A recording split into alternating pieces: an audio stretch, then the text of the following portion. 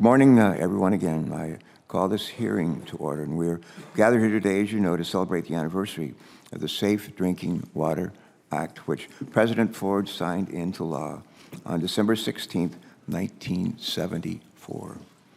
Today, we will reflect on the impact of the Safe Drinking Water Act and on the work that our committee has done to protect drinking water and to protect public health.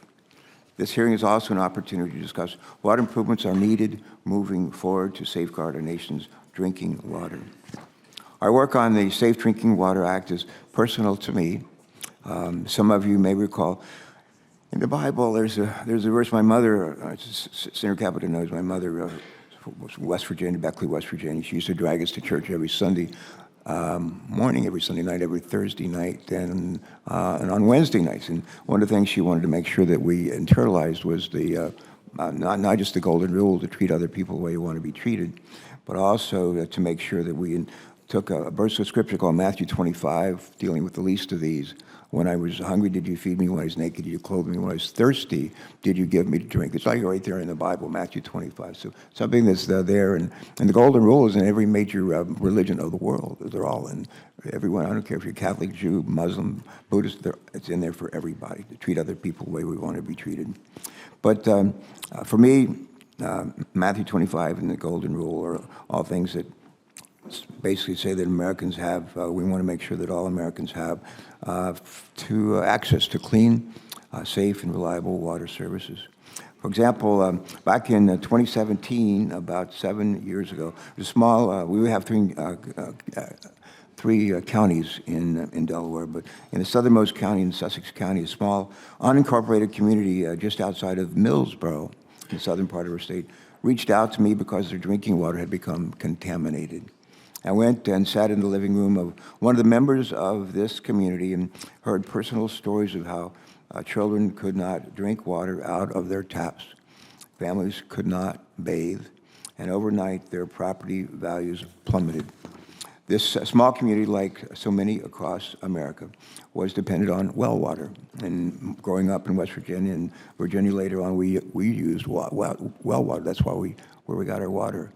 Their challenges back in that small community in Millsboro, near Millsboro, the challenges led our team to start drafting the first in a series of significant drinking water reform bills over several Congresses, all with the goal of making sure every American has access to safe, clean, and reliable drinking water. And the Safe Drinking Water Act is a foundational federal law that enables us to strive toward that goal. To understand the significance of the Safe Drinking Water Act, it's important for us to recall the state of our nation's drinking water in the early 1970s. Before the Safe Drinking Water became law in 1974, the Safe Drinking Water Act became law in 1974, there was no comprehensive federal regulation protecting our nation's drinking water. In 1970, officials found that some 90% of surveyed drinking water systems were contaminated. Let me just say that again. Officials found that 90% of surveyed drinking water systems were contaminated.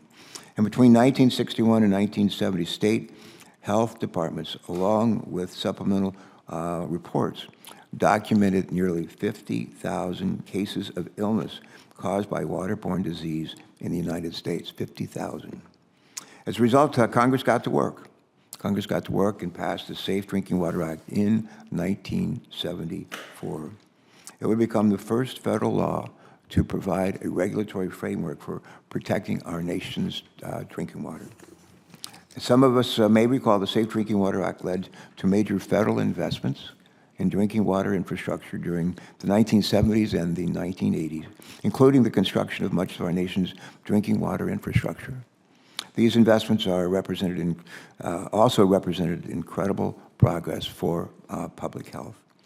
Unfortunately, over the next few decades, federal investment did not keep pace with the needs of our communities.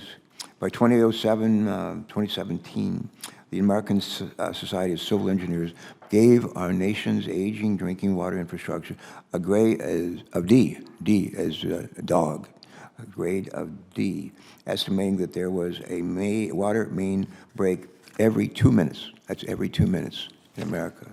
In Congress, we recognize the need for significant investment in water infrastructure. And in 2018, this committee, and frankly in this room, this committee led the effort to pass America's Water Infrastructure Act, which reauthorized and updated the Safe Drinking Water Revolving Funds for the first time in more than 20 years. Then in 2021, this committee drafted the Drinking Water and Wastewater Infrastructure Act. This bill served as a foundational piece of the bipartisan infrastructure law, which Senator Capito and I actually ended up managing on the Senate floor, one of the great honors, I think, for me, and I suspect for you in the time that I've served here, but which President Biden signed into law on November 15th, 2021, another anniversary that we just celebrated. And speaking of celebrations, it's actually today is also the President's birthday. How about that? In total, the bipartisan infrastructure law invested an unprecedented $55 billion to improve drinking water and wastewater systems in communities across our country. This remains the single largest water infrastructure investment in our nation's history. Those funds are going a long way toward protecting the health and protecting the well-being of Americans from coast to coast. For example, the city of Tucson, Arizona is using bipartisan infrastructure law funding to treat contaminated well water. The community of Hastings, Nebraska is using bipartisan infrastructure law funding to inventory lead service lines that the city will then replace. And the city of Newark, not to be confused with Newark, New Jersey, not to be confused with Newark, Delaware, is using bipartisan infrastructure law funding to evaluate the reliability of their sewer systems too. While the bipartisan infrastructure law has enabled us to make considerable progress, there are still challenges facing our communities that we must address. I've long said that the bipartisan infrastructure law was just a down payment on America's infrastructure needs. Today's hearing is not only an opportunity for us, bless you, it's not only an opportunity for us to celebrate the 50th anniversary of the Safe Drinking Water Act, but it is also a chance to chart a path forward to build and rebuild the 21st century water infrastructure that we need to ensure that all Americans have access to clean drinking water. We look forward to hearing from our distinguished panel of witnesses about this important topic. Before we do, I want us to hear from Senator Capito for any comments that she wants to make. Senator Capito, you're recognized. Thank you.